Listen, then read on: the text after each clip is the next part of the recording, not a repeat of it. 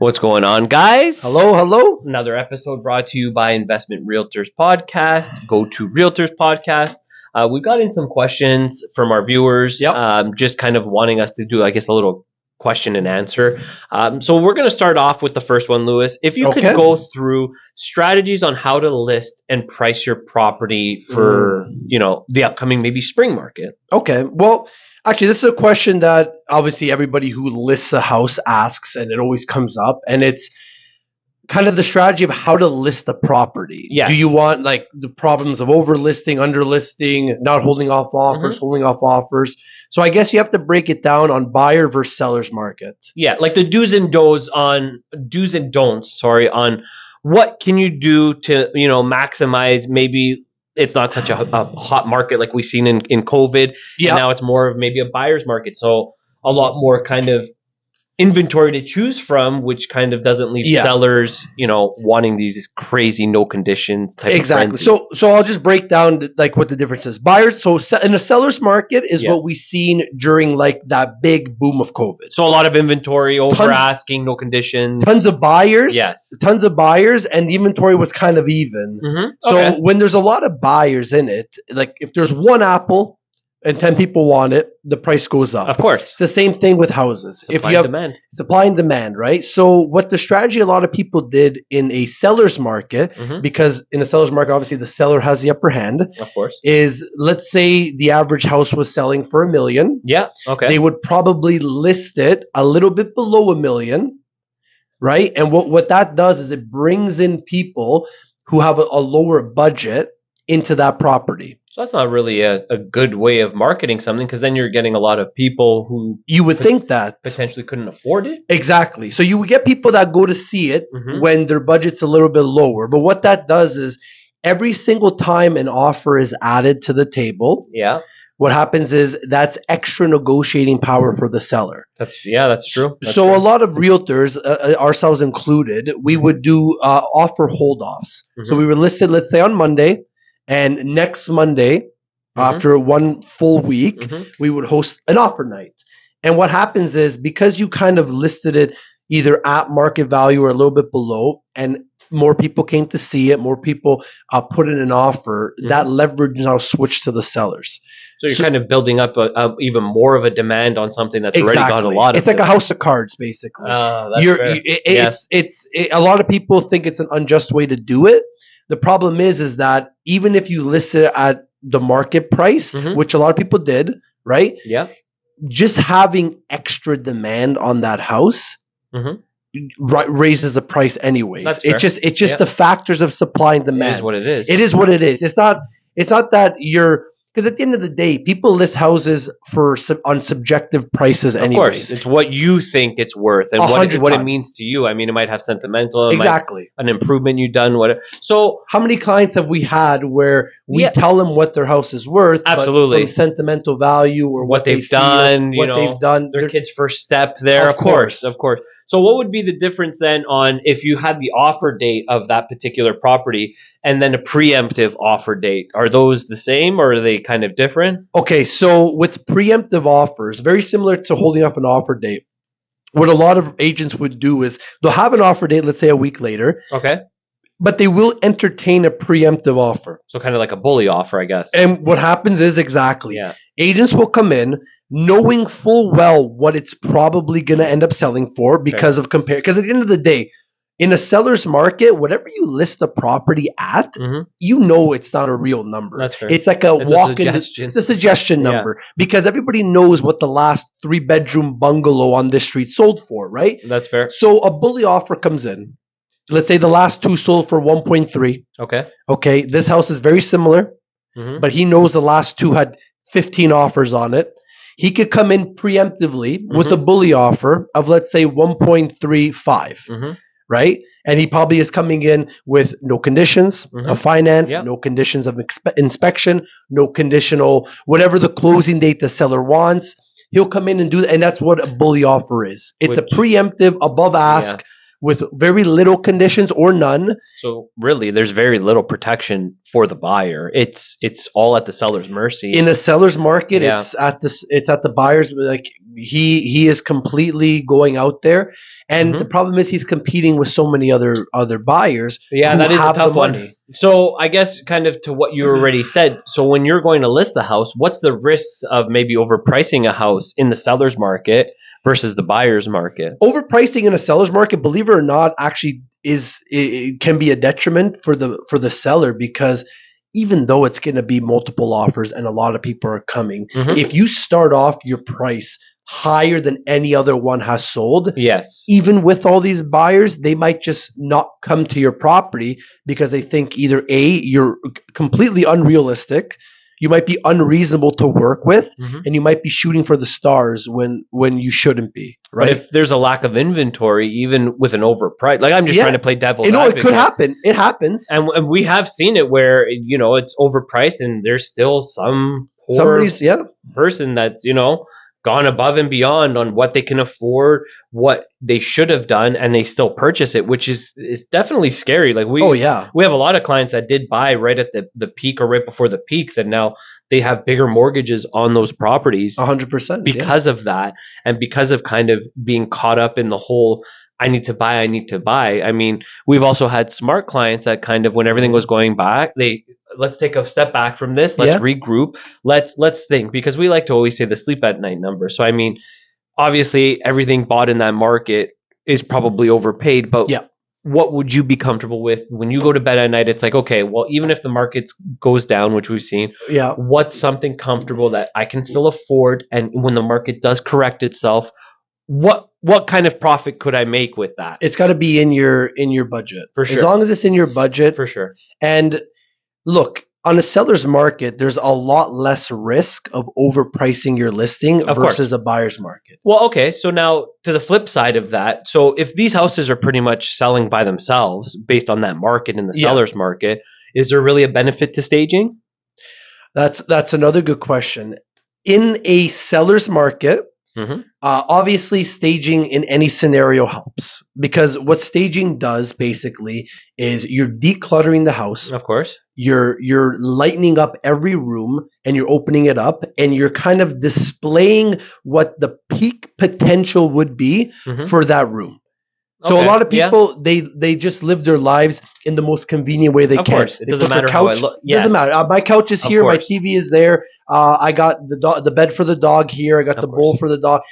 Whatever it is, it's how they live. Now, staging, usually most people don't keep their house how it's staged. And the reason is because things are a lot more centralized in the middle. It leaves a lot of walking room around the outside, and everything is kind of, it doesn't matter if your couch is facing the TV or not. Yeah, that's fair. It's a look. It's an aesthetic that they're going for in a stage. So at the end of the day, staging is usually a net positive for a listing because it outlines potential of that room.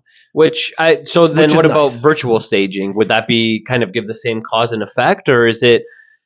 Obviously, there's still nothing better than, the bricks and mortar and something physical in that property. Virtual staging is very nice if you're on a budget, right? And it's kind of like a vacant house. Okay. Virtual staging might help. Maybe older person doesn't want to. Exactly. Yeah. Or if there's no furniture at all. Yeah. So sometimes what would you recommend? The vacant house? I would recommend either a vacant house that probably needs work. So virtual staging, I would go with more gut jobs. That's fair. Just because with that virtual staging, wouldn't that be like kind of covering up or like a lipstick on the pig? Or what do? You post the virtual versus what it actually looks like? You're supposed to do them back to back. Of course. So that way they it's not that you're selling them something that's not actually there. Exactly. Or false pretense. This is what it is. This is the potential. Because I mean, like we know, every listing that has less is more, because at the end of the day, when these potential buyers are coming into your house, they want to envision their couch over there. Yeah. They want to envision how their dining room table would look. So when there's too much clutter, it doesn't really help them to kind of get in the space of, okay, this could potentially be mine. Exactly. So that's fair. And there's nothing worse than like seeing pictures online one way. Yeah, of course. And we see the fish lines where it's super big, and then you bring your client there and they're like, well, this was a waste of time. I mean, at the end of the day, when we do listings, we always would like to show the full amount, and kind of the opposite. We kind of show all the bad sides of it, because it's this is how it looks. And obviously, if you want to come see this property, it's because you know what it has to offer. You know the ups and downs. We've gone to quite a few listings over the years of a place that's staged or photographed in a way that does not make it, like, it's not real. It's not what it actually looks like, right? So there is some cons to it, because if you're going to see a house on a weeknight after work, you're rushing out to go see a house, you think it's the dream house because of how the pictures are taken. That's a tough one. Right? And you get there and it's nothing like the pictures. It's very upsetting. That's right? fair. It'll change your mind on what to buy. Absolutely. Okay. And now, so next question. When would you lower an overpriced listing? Okay. So again, if you come back to buyer versus seller's market, yep. Right now we're more in a buyer's market, I would say. Okay. There is a lot less buyers. There's less inventory. Right now there's not much inventory. We know that. But there's also a lot less buyers. So what happens is that the buyers now have leverage over the sellers, because houses are sitting on the market. Nobody's really willing to go into it, and a lot of it has to do with the mortgage rates right now. Well, that's just it. It's like these people that we've seen in here, even our clients, it's the ones that are in this market to buy aren't fooling around. They're not footing around. It's, we want to buy something. They know what the interest rate is. They know what they can afford. So, I mean, now all of that pre-COVID and COVID sellers frenzy of, hey, multiples, we're seeing now less money being purchased for these properties with more conditions, as we always have recommended, even in that COVID frenzy. You always try. Absolutely. You always try. I mean, at the end of the day, if you're advising your clients and they're comfortable without the conditions, I mean, problems can and probably will arise. So it's just making sure everybody's on the same page. So with this buyer's market, like you mentioned, you're seeing then more conditions coming in. You're seeing more conditions. So would you say that in this market, there's a lot more homes that are overpriced, or would you say that they're priced at what they are and they're still selling for less? Well, see, here's the problem right now. And a big thing with a buyer's market is days on the market. Yeah. So when you overprice a listing, especially in a buyer's market, and it sits on the market for 30, 40, 50 days, every buyer who's working with a realtor is going to be able to look and see how many days it's been on the market. Of course. And with that comes negotiating leverage. So it's very important not to overprice your listing in a buyer's market, because all that does is detract any potential buyers from coming to see it. That's fair. And getting it off the market. And then by the time you do decide to lower the price, it's already too late. It's too late, right? And you really got the tire kicker. So and they know. Everybody knows. You were worried about giving away the farm, and now these people, because I mean, everybody has access, not even just realtors. We've seen on these apps, House Sigmas, the Zillows, the realtors. If you want to know, you can find it. Absolutely. I mean, in a declining market, if your neighbor Bob got $1 million, chances are a month later you're going to get less. You're getting less, And it's all the percentages. Like, we work our numbers throughout Caledon. I mean, that was another big thing when we were going through the multiples to help our clients gauge what houses would sell for. Is based, what we were doing was a little homework. We would find out how many offers were on a property, what it sold for, and then we would do some quick math to say, okay, after each offer, each offer went up, let's say 2.5, and that was a rough kind of estimate idea, and it did definitely work out. We even actually won some bets with some of our clients who were adamant on stuff selling under, and quite a few times. This is what this is going to sell for, and it ended up selling because it's math. The equation made total sense. Numbers don't lie. Numbers don't lie. So, I mean, in this declining market, it's the opposite of that. You're seeing it's like, okay, well, that $1 million is now not $1 million. So really, when you have an overpriced, stale listing in this market that's not staged, every day you're losing money. You're losing money. So, I mean, it's the old saying of you're trying to save a penny and you spend $1. Sometimes you need to know what to do in order to kind of get ahead of something instead of behind it. Yeah. Okay. So basically, lower the price as soon as you can. That's fair. To what the realistic price. Price it to what it should be. Yes. Okay. And now our last and final question that's actually really good. What are some seller myths? So we've heard it all the time. Agents, you're glorified paper pushers. Why are you getting paid so much to do paperwork? Well, I could just sell it myself. Why? What is the difference on a for sale by owner versus paying commission to a licensed realtor who helps you navigate paperwork, properly markets your home, and kind of gets you through the roller coaster ride, like we've always said? Yeah, it's basically what you said. I mean, one of the biggest myths is being able to sell your house on your own. But why would you? What myths have we seen where we've had for sale by owners? Easy. It's easy. Look. Anytime you're doing something you never really do, like selling a house. Yeah. Okay. How many times in your lifetime are you selling a house? Most people, That's true. It's twice, 3 times Maybe. max. Some people we know they've lived once. there forever. Yeah. Yeah. We got a family that's lived in the same house forever, right? Yep. So anytime you're taking on something that you never really do, already from just experience alone, you're at a disadvantage. Yeah. The right? exposure. Yeah. If you never sell a house and you're listing it by yourself, you're going to have some sharks come in who buy houses a lot. Take advantage. They take advantage. They know exactly what it's worth. You might know what you think it's worth, give or take, but you don't have the experience that a lot of these people come in and they know how to offer, how to negotiate, what to put in. So right away, experience-wise, selling it by yourself when you don't really do this for a living, you're at a disadvantage, right? Absolutely. Your marketing. At the end of the day, nobody markets your house better than MLS. Like the multiple listing service we use through Treb. That's fair. There's no like Facebook Market page. You could go. What about Kijiji? Kijiji. What about my own for sale signs in front of my property? Or I'll put it in the newspaper this week. Newspapers. That doesn't work. The best way to track it is MLS. And it just us realtors, we have so much different info we could gather off just your MLS listing. Absolutely. That people won't be able to do it. Even on apps like House Sigma or Realtor.ca, you're limited. They're still not as good as MLS. Of course. So knowledge. So experience is one. Knowledge is another. Yep. Right? And just, I guess, our ability to just network. Like we have lawyers that we trust. Absolutely. We have stagers that we trust. We have our own buyers that we're ready. We have buyers ready to go. Whether it's an exclusive listing or whether we have it coming to the market. We actually have a fiduciary duty as your agents. That is correct. To represent you in the best of our ability legally. Of course. So by law. And remember, the more money you get for your house, the more money we get paid too. So our job is never to give away the farm, right? We're negotiating everything we can to get clients the best amount of money. Yep, and there's lines of defense. We're one line of defense.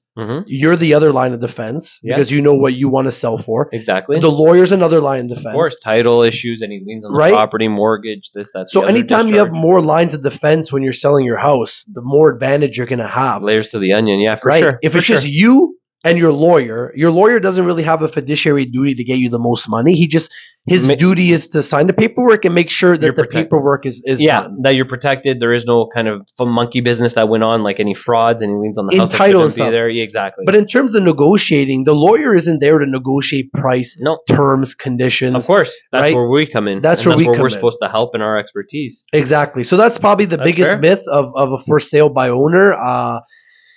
I mean, at the end of the day, it's your property. Exactly. It's your money. You want to sell it? Let's do whatever you want.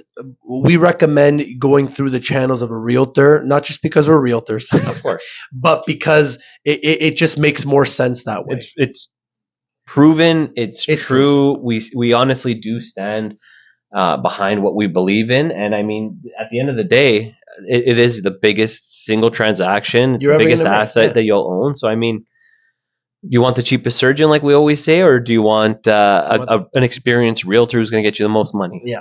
And I mean, still, choose your realtors wisely. Of course, because there's a lot of sharks in like any other profession, and there are the bad ones that give us all a bad name. But we're there are a lot of us that are family oriented.